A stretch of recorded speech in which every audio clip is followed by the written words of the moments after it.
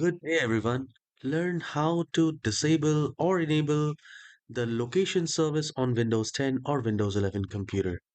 So here you just need to do a right click in the start icon and then go to settings.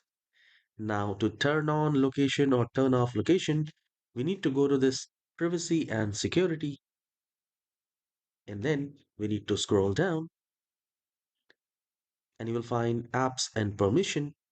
And the moment we click on that, we will find the location service. If you want to turn it off or turn it on, you can do that from here. Or if you want to turn it off for a particular app, you can give access or you can simply turn it off.